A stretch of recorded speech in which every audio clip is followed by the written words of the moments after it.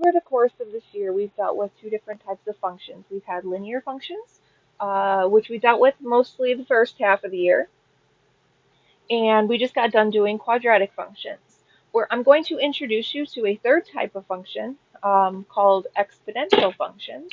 And what we're going to do today is just kind of compare and contrast the differences between linear, quadratic, and exponential. We're going to look at their equations, we're going to look at some graphs, and we're going to look at some tables. The second main idea today is we're going to talk about evaluating, where to plug stuff in, how to plug stuff in, and then how to type it into Desmos. So let's start by looking at some equations. Linear functions. Linear functions have an exponent of just 1. So when we had linear functions, it was just x, invisible first exponent, but basically, like visually speaking, it was just plain old x. Quadratic functions, on the other hand, which we just got done doing last unit, have an exponent of 2. We have that x squared term. Our new idea, exponential functions, if you look at where that x is actually in the exponent. Now, it might have other things going on, like it could be a 2x, or it can be like an x minus 3. But when you see that x variable up in the exponent, that is what makes a function exponential. Okay, let's move on and talk about a couple graphs. Linear functions, straight lines, right? They can be horizontal, they can be slanted, positive, negative slopes, but an overall straight line with no curves, no breaks, no gaps. Our quadratic functions had parabolas, right? Those U-shaped with the vertex either at the bottom or at the top. We talked about max, min, but those U-shaped parabolas told us or showed us quadratic functions.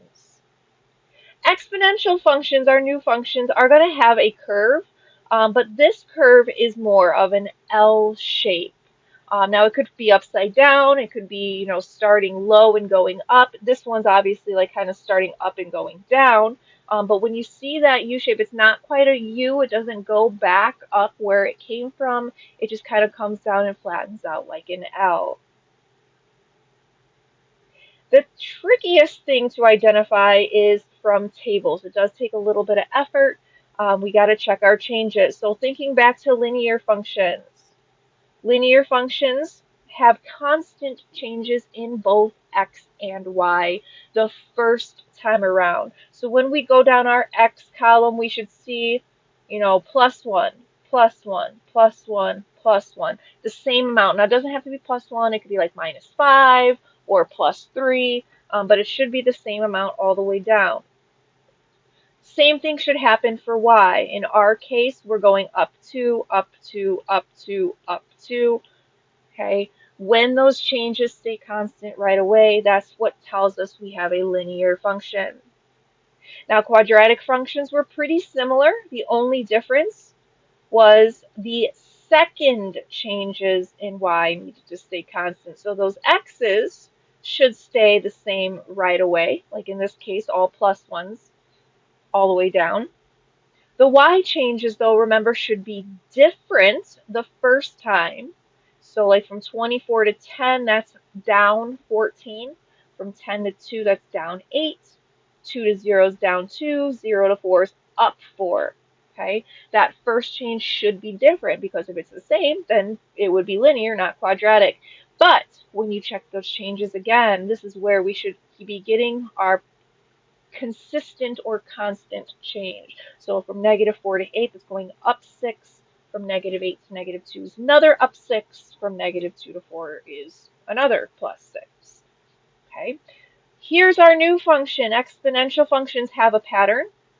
Starting off the same way, the x's should have a constant first change. If you don't see a constant change at x, it is impossible to check the y. So you do need to check that those changes in x stay constant, just like we did with linear, just like we did with quadratic. Here's the new idea. The y changes are going to increase or decrease by some sort of pattern of multiplication. So in this case, we go from 1/9 to 1/3. That's timesing by 3. From 1/3 to 1, again, timesing by 3. 1 to 3 is another times 3. 3 to 9 is another times 3. So we are seeing a pattern. However, it's not a plus minus pattern this time. It is multiplication. Okay, so let me zoom out here so you can see like this whole page. All right, so we have our linear functions, our quadratic functions that we've talked about before. Those things should look familiar.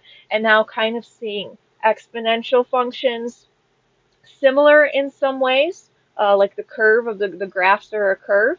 However, it's not a U, it's an L this time.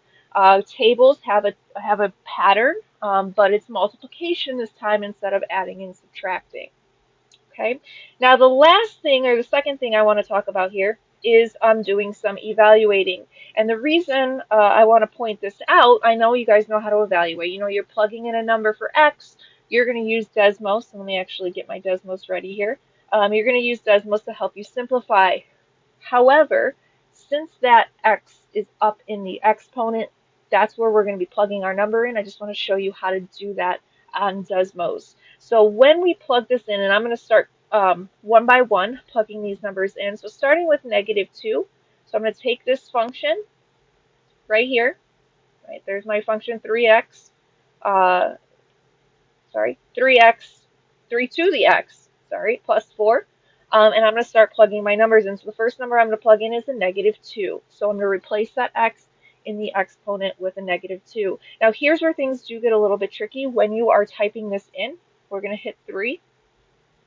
Now the exponent button is this A with this little B button. And what it's going to do is going to move that cursor up. We're going to put in -2. Okay. Then we have our +4. And we're getting, and we can round this to 2 decimal places, so 4.11. So we have a coordinate at -2, comma, 4.11. So -2 for the x we plugged in, 4.11 for the y we got out. Okay. Next time I want to plug in -1. Okay, so what I'm going to do, I'm not going to retype this. I'm just going to change that -2 to a -1. That's giving us 4.33. Okay, next exponent, let's change that -1 to a 0. That's giving us 5. Anything to the 0 power is just 1, in case you're wondering where that came from. So it's really like 1 plus 4, so 0, 5. Let's change it to a 1. That's going to give us 7. And last number, let's change it to a 2. That's going to give us 10. Okay, we get rid of Desmos here. Let's graph this really quick. Let's see the shape, that L-shaped curve. So we got -2, so backwards -2. 4.11 is just a little bit above 4. It's like right about there.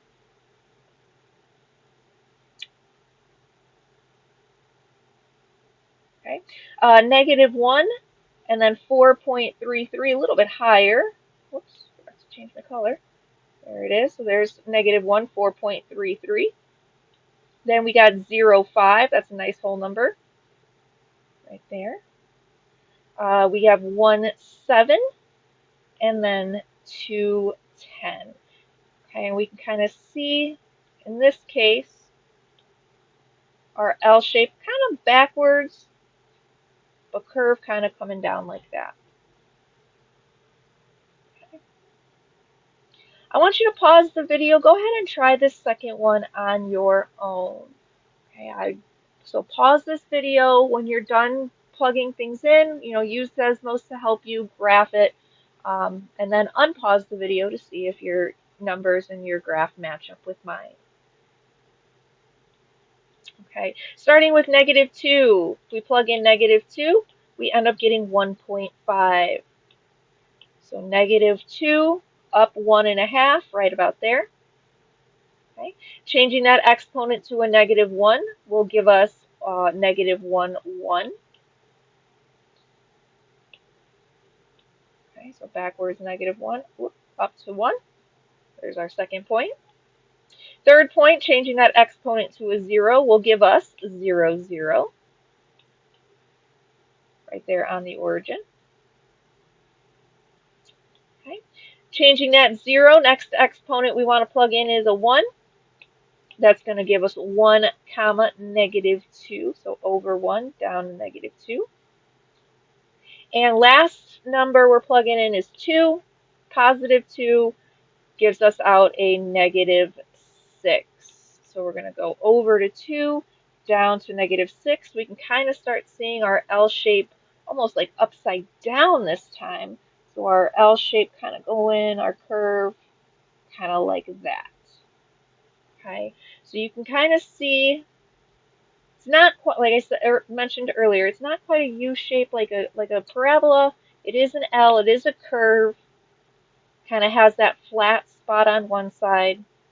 Okay, but I really just wanted to show you how to type those into Desmos, how to move that cursor up to the exponent.